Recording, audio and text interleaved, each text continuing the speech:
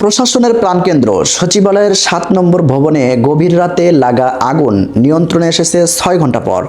আজ বৃহস্পতিবার সকাল ৮টা ৫ মিনিটে আগুন নিয়ন্ত্রণে আসে। বিষয়টি নিশ্চিত করেছেন ফায়ার সার্ভিসের মিডিয়া সেলের ইন্সপেক্টর আনোয়ারুল ইসলাম। এর আগে সকাল 6:45টার দিকে সচিবালয়ের সামনে বিফরিংয়ে ফায়ার সার্ভিস ও সিভিল ডিফেন্স অধিদপ্তরের মহাপরিচালক DG brigadier general Mohammad Zahid Kamal বলেন, রাত 1টা 52 মিনিটে আমরা মেসেজ পাই সচিবালয়ের ৭ নম্বর ভবনে আগুন লেগেছে। 1টা 54 মিনিটের মধ্যে আমরা সেখানে পৌঁছে যাই এবং এ পর্যন্ত এখানে 19টি ইউনিট নিয়োজিত রয়েছে। তবে ফায়ার সার্ভিসের বড় গাড়িগুলো প্রবেশ করতে না পারায় কাজে ব্যাগ পেতে হয়েছে বলে জানান তিনি। জাহিদ কামাল আরও বলেন, সামনের গেট ভেঙে 2 গাড়ি প্রবেশ করিয়েছি। 6, 7, 8 এবং 9 এই 4টি তলায় ভয়াবহ আগুন ধরেছে। রাতে আগুন লাগার পর কালো ধোঁয়ায় ঢেকে যায় পুরো সচিবালয় এলাকা। সেনাবাহিনী, পুলিশ ও এপিবিএন সদস্যরাও পরে আগুন নিবানোর কাজে ফায়ার সার্ভিসের সদস্যদের সঙ্গে যোগ দেন। অগ্নি নির্বাপনের কাজে পানির লাইন দিতে গিয়ে সচিবালয়ের সামনে রাস্তায় ট্রাক চাপায় আহত হন মোহাম্মদ সোহানুরজামান নয়ন নামের একজন ফায়ার ফাইটার। আহত অবস্থায় ঢাকা মেডিকেল কলেজ হাসপাতালে নিয়ে যাওয়ার পর তার মৃত্যু হয় বলে জানান ফায়ার সার্ভিসের ডিজি। প্রিয় দর্শক, এখানে একটা জিনিস বোঝার আছে যে ফায়ার সার্ভিসের যে ফাইটার ভাইরা তারা তো আগুন নিবানোর কাজে নিয়োজিত ছিলেন। তারা দ্রুত চেষ্টা করছিলেন আগুন কিভাবে নিভিয়ে দেওয়া যায়, এটাই তাদের দায়িত্ব। কিন্তু সেখানে সশরীরে পুলিশ উপস্থিত ছিলেন, অনেক পুলিশ সেখানে ছিলেন। যে ওই যে ভাই যে আহত হলেন রাস্তায় পড়ে, হ্যাঁ, এখানে আমি মনে করি পুলিশের সবচেয়ে বড় গাফিলতি ছিল। কেন গাফিলতি ছিল? ওই সময় ওই রাস্তা পুলিশ কেন বন্ধ করে দিল না? কারণ ওই সময় যদি ওই দুর্ঘটনা বহল এলাকাতে পুলিশ যদি রাস্তা কিছুক্ষণের জন্য আর আগুন নিবানোর আগ পর্যন্ত বন্ধ করে দিত, তাহলে আমার ভাই সোহানুরজামান ভাই তাহলে এভাবে শহীদ হতো না। কেননা ওই সময় ওই সচিবালয়ের সামনে দিয়ে ট্রাক কেন চলবে?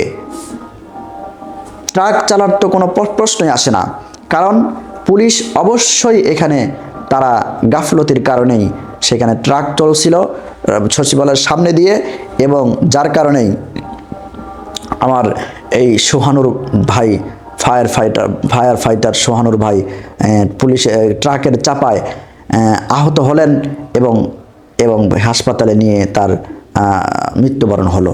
প্রিয় দর্শক, এখানে অবশ্যই পুলিশ ভাইদেরই সবচেয়ে বড় অবহেলা ছিল এখানে। আর আরেকটি বিষয়, সেটা হলো যে এই যে সচিবালয়ে আগুন ধরেছে, আমরা সাধারণত কোনো জায়গায় আগুন লাগলে সাধারণত একটি জায়গা থেকে বিস্ফোরণ হয় বা একটি জায়গা থেকে শর্ট সার্কিটের যে কোনো কারণে একটি জায়গা থেকে কিন্তু আগুনের উৎপত্তি হয়। কিন্তু আমরা লক্ষ্য করলাম এবং আমরা সচক্ষে দেখে আমরা সচক্ষে দেখে আমরা এখানে নির্ধারণ করতে পেরেছি যে মূলত এক জায়গা থেকে আগুন লাগেনি, 7 জায়গা থেকে আগুন লেগেছে। হ্যাঁ, কেন লাগেছে? হয়তোবা অবশ্যই কোনো ষড়যন্ত্রর থাবা ছিল এখানে। কেননা কোনো ষড়যন্ত্র পূর্ব পরিকল্পনা যদি এখানে না থাকতো, তাহলে এভাবে 7 জায়গা থেকে একসাথে আগুন লাগতো না। এবং সচিবালয়ের মতো যেখান থেকে পুরো দেশ পরিচালনা করা হয়, সেই সমস্ত জায়গায় এভাবে হঠাৎ করে 7 জায়গায় আগুন লাগবে, এটা তো অনেক বড় আশ্চর্য কথা এবং ভয়ানক কথা। অবশ্যই আমরা একথা বিশ্বাস করি যে সেখানে অন্য কোনো ষড়যন্ত্রের থাবা ছিল, আর এই ভয়াল থাবার কারণেই সেখানে এত বড় একটা দুর্ঘটনা ঘটে গেল।